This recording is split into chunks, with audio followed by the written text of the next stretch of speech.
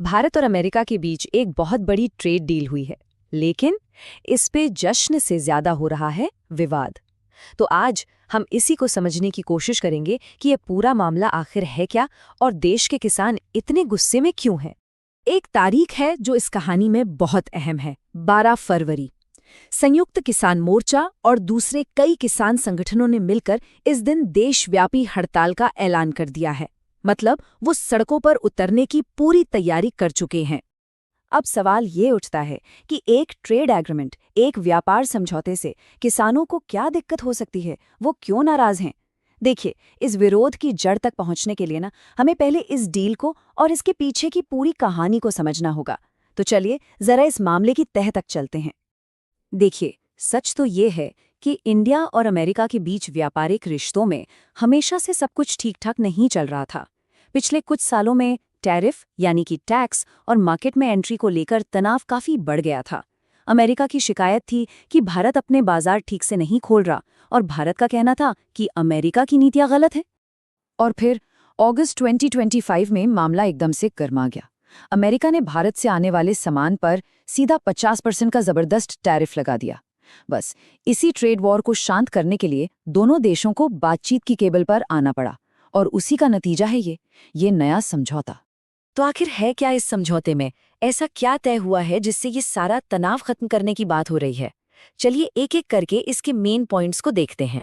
सबसे पहले और सबसे बड़ी बात, अमेरिका ने जो 50% का भारी भरकम टैरिफ लगाया था उसे अब घटाकर सीधा 18% कर दिया गया है।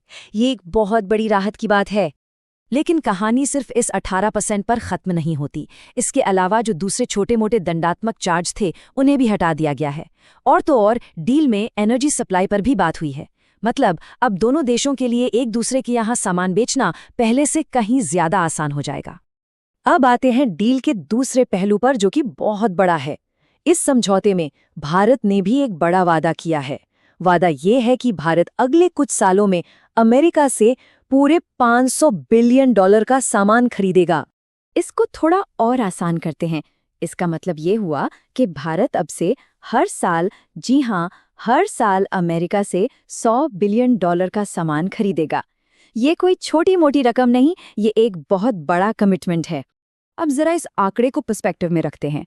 पिछले फाइनेंशियल ईयर में भारत ने अमेरिका से करीब $46.6 बिलियन का सामान खरीदा था, और अब ये कमिटमेंट है $100 बिलियन का, यानी सीधे सीधे डबल से भी ज्यादा। सोचिए कितना बड़ा जंप है ये। तो अब तक तो लग रहा होगा कि सब बढ़िया है, ट्रेड वॉर खत्म, व्यापार बढ़ रहा है ना? लेकिन असली पेंच यहीं से शुरू होता है। इस समझौते में एक क्लोज, एक शर्त ऐसी है जो पूरे विवाद की जड़ बन गई है। समझौते में एक शब्द का इस्तेमाल हुआ है, सेंसिटिव सेक्टर्स, यानी संवेदनशील क्षेत्र। अब ये क्या भला है? सीधी भाषा में कहें तो ये हमारी अर्थव्यवस्था की वो नसें हैं, जैसे खेती, डेयरी, दाल चावल, जिन पर देश की खाद्य सुरक्षा और करोड़ों लोगों का पेट पलता है। मतलब ये वो एरिया है जिनसे खिलवाड़ नहीं किया जा सकता। और बस यहीं पर आकर सारी बात उलझ जाती है। समझौते में वादा तो किया गया है कि इन सेंसिटिव सेक्टर्स को प्रोटेक्ट किया जाएगा, उनकी रक्षा होगी। लेकिन इस रक्षा का मतलब सरकार कुछ और बता रही है और किसान संगठन कुछ और समझ रहे हैं। सरकार का कहना है कि अरे, हमने तो पहले ही कह दिया कि एग्रीकल्चर और डेयरी को इस डील से अलग रखा है, फिक्र की कोई बात नहीं। लेकिन किसान संगठन कह रहे हैं कि भाई ये बात साफ साफ मोटे मोटे अक्षरों में लिखी कहाँ है? जो ऑफिशियल डॉक्यूमेंट है वो तो बहुत अस्पष्ट है, गोलमोल है। किसानों की असली चिंता समझौते की यही गोलमोल भाषा है।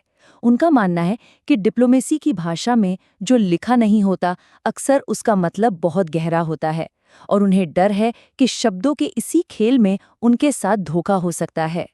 तो डर क्या है? डर ये है कि इस एक छोटी सी अस्पष्टता का फायदा उठाकर अमेरिकी कृषि उत्पाद बिना किसी रोक टोक के, बिना टैक्स के भारतीय बाजारों में आ जाएंगे। अमेरिकी मक्का, सोयाबीन, डेयरी प्रोडक्ट्स और यहाँ तक कि जेनेटिकली मॉडिफाइड यानी जीएम बीज भी। अगर ऐसा हुआ तो भारतीय किसान का उनके साथ मुकाबला करना लगभग नामुमकिन हो जाएगा। तो अब हम एक ऐसे मोड़ पर खड़े हैं जहां मामला सिर्फ डॉलर और टैरिफ का नहीं रह गया है। अब बात आ गई है भरोसे पर, विश्वास पर। और सवाल ये है कि क्या सरकार अपने किसानों का ये भरोसा जीत पाएगी? एक बात तो साफ समझ लेनी चाहिए, ये लड़ाई सिर्फ एक ट्रेड डील के खिलाफ नहीं है।